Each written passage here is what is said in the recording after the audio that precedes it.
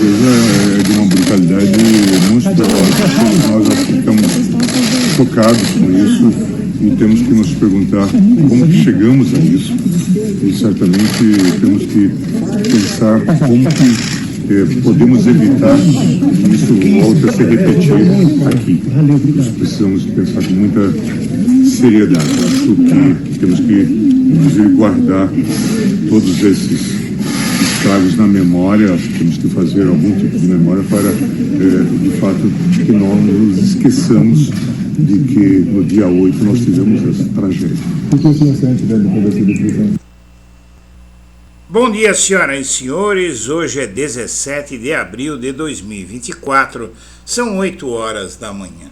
Na noite de ontem, na contramão do STF, o Senado aprovou PEC que criminaliza a posse e porte de drogas.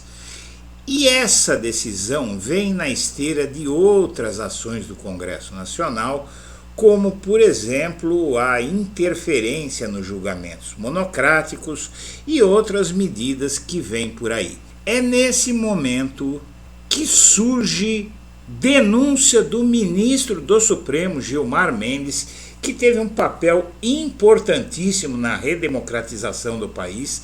Sem Gilmar Mendes, para que se tenha uma ideia, Lula não teria recuperado os direitos políticos e a Lava Jato continuaria imperando sobre o Brasil. O Alexandre de Moraes também ajudou, mas, por exemplo, na sessão do STF, que considerou Sérgio Moro suspeito, a articulação foi toda de Gilmar Mendes e também a devolução dos direitos políticos de Lula teve Gilmar Mendes à frente. O Congresso Nacional conspira contra o Supremo Tribunal Federal e essa é a nova denúncia de Gilmar Mendes. Antes de prosseguir, eu quero pedir a você que acompanha o blog da Cidadania que se inscreva no canal. Curta e compartilhe os nossos vídeos, acione o sininho das notificações, que assim você nos ajuda a fazer o nosso trabalho. Proposta permite que o Congresso anule decisões do STF consideradas inconstitucionais. Você imagina o que é isso? Há uma proposta feita em setembro do ano passado que dormita no Congresso Nacional, mas que quer dar ao Congresso o poder de simplesmente anular o Supremo Tribunal Federal. O Congresso quer que a prerrogativa do Supremo de decidir o que é e o que não é constitucional passe para o Legislativo. Ou seja, nós teríamos um Supremo Tribunal Federal decorativo no Brasil. Uma proposta desse tamanho, dessa gravidade, é algo que está sendo colocado na equação de Gilmar Mendes em entrevista que ele deu ontem. Gilmar Mendes diz: o tribunal está no centro de ataques. O decano falou sobre investidas contra a corte e frisou a necessidade de normas para redes sociais. O Gilmar Mendes enfatizou a necessidade de regulação das redes sociais e mencionou os ataques desferidos contra a corte pelo bilionário Elon Musk, dono do Twitter. A ofensiva do empresário foi pauta inclusive do jantar de segunda-feira na casa de Gilmar, da qual participaram Lula e outros magistrados da corte. O tribunal a toda hora está no centro desses ataques de grupos políticos brasileiros e agora essa projeção internacional, frisou Gilmar Mendes em entrevista aos jornalistas Carlos Andrade de Souza e Denise Rotenburg no programa CB Poder, parceria entre o Correio Brasiliense e a TV Brasília. Temos clamado já há algum tempo, o STF e a Justiça Eleitoral, pela necessidade de regulação das redes. O Gilmar também falou sobre a PEC das drogas, que foi aprovada ontem em tramitação no Congresso. O texto vai na contramão do julgamento sobre o mesmo tema no STF. A Corte tem placar de 5-3 no sentido de descriminalizar o porte de maconha para uso pessoal. Sobre o jantar com Lula, vem algum projeto de lei ou decisão do STF em relação à postura de Elon Musk de não cumprir as determinações da Corte? Gilmar responde que Essa é a pergunta. Fizemos uma avaliação dos cenários, tendo em vista que o tribunal a toda hora está no centro desses ataques de grupos políticos e agora essa projeção internacional. Talvez em razão até da bem-sucedida atuação do STF, que evitou que tivéssemos uma destruição do sistema democrático no Brasil. E na outra pergunta que fizeram para ele, na sua avaliação, qual é o modelo mais apropriado em relação às redes sociais? E ele defende o modelo alemão, que baseia parte do que está sendo proposto ao Congresso, fala da inteligência artificial e sobre os ataques ao judiciário. A impressão que ele tem é que a gente vive um momento de exposição e até de vitórias inegáveis, mas fala do risco que isso representa para a democracia. Porém, Dino, Gilmar e Moraes fizeram uma aliança que envolve também o presidente Lula, e essa aliança entre os três está sendo considerada o pilar da ação do Supremo contra o fascismo no Brasil.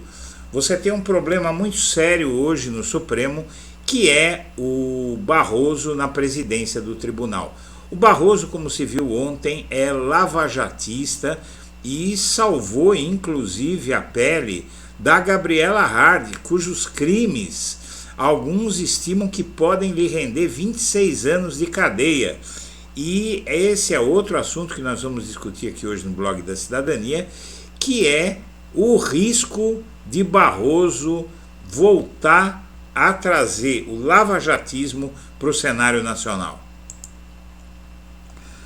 Procurador minimiza ações do MST e liga grupo Invasão Zero a atos antidemocráticos. Veja bem, o Gilmar Mendes ele fala de um plano que usa golpistas de novo para tentar desestabilizar a democracia brasileira e colocar a extrema-direita no poder. E esse é um desses casos. Em uma semana marcada por novas invasões de terras pelo MST, o Ministério Público Federal denunciou um avanço da violência no campo e a responsabilização penal do grupo Invasão Zero.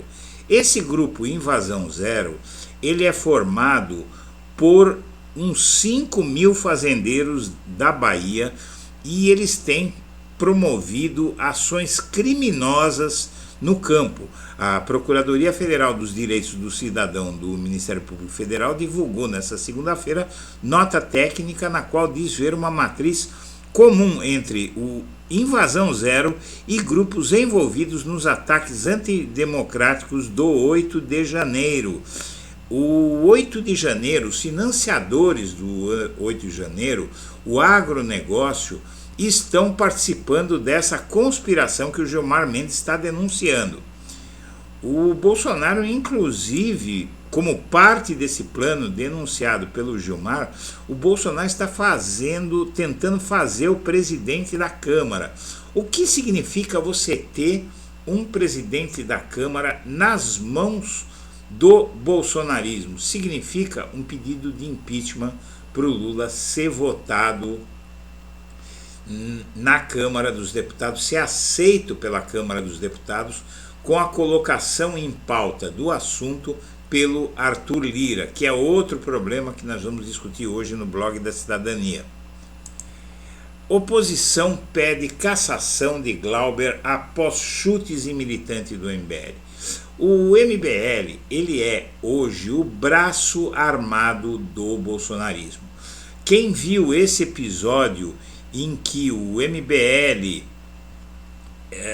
foi tentar desestabilizar um parlamentar do PSOL e conseguiu, o parlamentar do PSOL perdeu a paciência e expulsou o militante psolista de lá a pontapés, já conseguiu produzir efeito. Pelo menos 2 pedidos de cassação do Glauber Braga do PSOL por ter expulso a pontapés o militante do MPL estão em cogitação. E como a gente sabe, o PSOL é fraquinho no Congresso.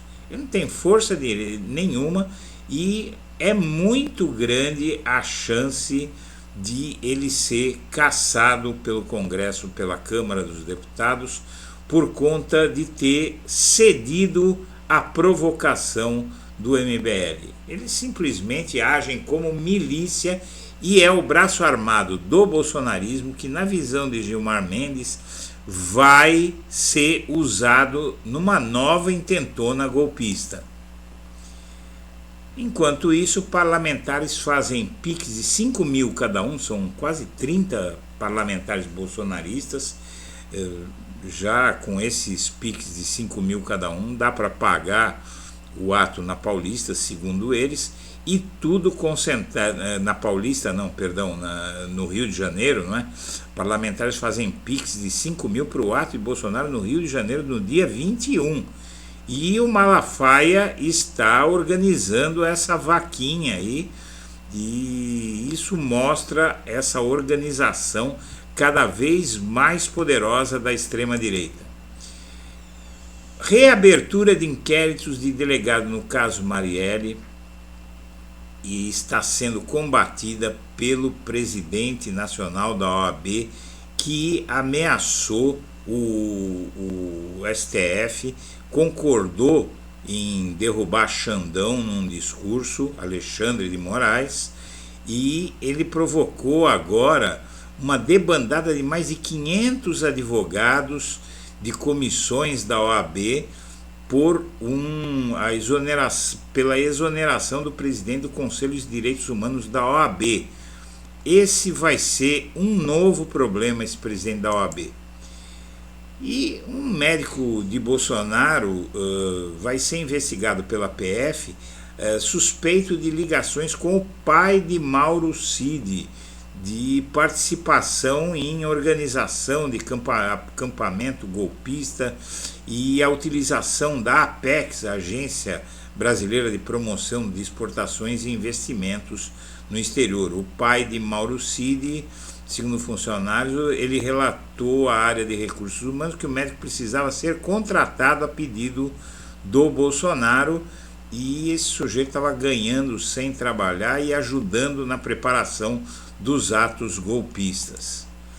O Conselho de Ética vai escolher, da Câmara dos Deputados, vai escolher o relator para o processo que pode cassar o Brazão. É preciso muita atenção nesse momento, porque não está enterrada a intenção de setores do Congresso de salvar esse sujeito, porque ele preso é delação premiada cedo ou tarde. Na primeira inserção na TV do PL vai colar a Ramagem e a imagem de Bolsonaro. O Ramagem ficou arrebentado depois da descoberta dos casos dele envolvendo a ABIN e está muito fraco. Ele é o candidato do Bolsonaro a prefeito do Rio e ele está muito fraco na disputa. Então os programas eleitorais que todos os partidos vão começar agora por conta das eleições desse ano, vai ter o Bolsonaro pedindo para votarem no Ramagem. Lewandowski ontem saiu da audiência com elogio até da oposição. A habilidade do Lewandowski impressiona. O vídeo anterior a esse, publicado na noite de ontem, sobre como o Lewandowski desarmou a oposição e saiu de lá por cima, driblou todas aquelas tentativas de desestabilizá-lo, de tentar fazê-lo brigar. Ele saiu de lá por cima com grande habilidade e demonstra que ele está à altura do grande Flávio Dino. E a Sâmia, a esposa do Glauber Braga, diz que foi uma reação justa, mas na verdade a reação dele ao MBL foi o que eles queriam, né? Ele caiu na armadilha e agora vão tentar a cassação dele, podem conseguir. São essas coisas que a esquerda precisa pensar. A esquerda age assim, gente. Tem uma ideia na cabeça, não quer saber se vai dar certo, se não vai dar certo. Vai, faz e deixa para ver o que vai acontecer. Isso foi de uma ingenuidade do Glauber Braga. Claro que qualquer um de nós reagiria como ele, mas nós somos cidadãos comuns. Ele é um deputado, ele tem um mandato. Era isso que o cara queria. Ele estava aí do lado do Glauber Braga tentando tirá-lo do sério. Bom, por fim, vem aí a primeira universidade indígena do Brasil. Só no governo Lula mesmo para algo assim acontecer. Senhoras e senhores, eu agradeço a atenção e deixo o meu abraço para todo mundo.